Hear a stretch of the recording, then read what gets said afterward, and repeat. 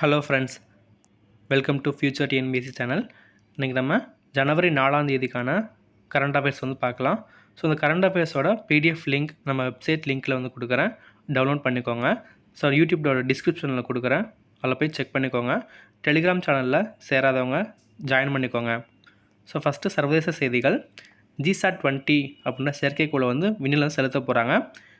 இது Elon Musk சொந்தமான space X நிறுவனமும் நம்ம இஸ்ரோவோட வர்த்தக நிறுவனமான நியூ ஸ்பேஸ் இந்தியா அந்த நிறுவனமும் சேர்ந்து திட்டமிட்டு இருந்திருக்காங்க.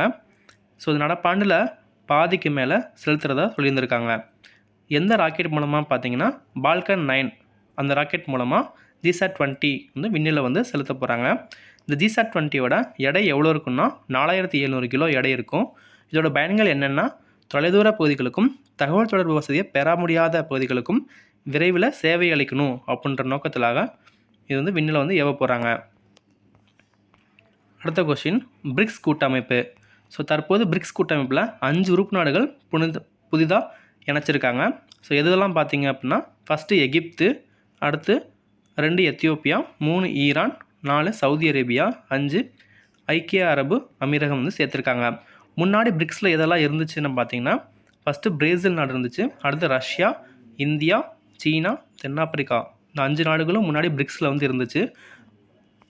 கடைசியாக பிரிக்ஸில் தென்னாப்பிரிக்கா 2010 இணைஞ்சது. அதனால் பிரிக்ஸ் அப்படின்னு அழைக்கப்பட்டது. இதன் மூலமாக பார்த்திங்கன்னா தற்போது 10 உறுப்பு நாடுகளை கொண்ட அமைப்பாக பிரிக்ஸ் நாடு மாறியிருந்திருக்கு. ஸோ இந்த பிரிக்ஸோட நோக்கம் பார்த்திங்க அப்படின்னா, சர்வதேச வர்த்தகம், எரிசக்தி, பொருளாதார மேம்பாடு இதுக்கெல்லாம் முக்கியத்துவம் கொடுக்கறதுக்காக சேர்ந்துருப்பாங்க. பெரும்பாலும் பார்த்திங்கன்னா பிரிக்ஸில் வளர்ந்து வரும் நாடு தான் பிரிக்ஸ் கூட்டமைப்பில் சேர்ந்துருக்காங்க. ஸோ இந்த பிரிக்ஸோட தகவல் எக்ஸ்ட்ரா பார்த்திங்க அப்படின்னா, இது எப்போ தொடங்கினாங்கன்னா 2006 செப்டம்பர் தொடங்கியிருந்திருப்பாங்க. 2010 தென்னாப்பிரிக்கா 5வது நாடாக இணைந்தனால பிரிக்ஸ் அப்படின்னு பெயர் பெற்றது. அடுத்து நம்ம தமிழக செய்தி. தற்போது மயிலாடுதுறை மாவட்டத்தை பாதுகாக்கப்பட்ட வேளாண் மண்டல பகுதியாக சேர்த்துருந்துருக்காங்க. அடுத்து விருதுகளுக்கான கேள்வி.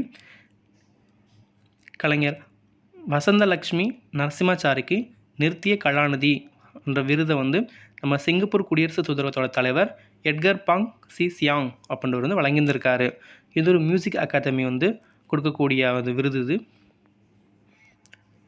Okay friends, thank you.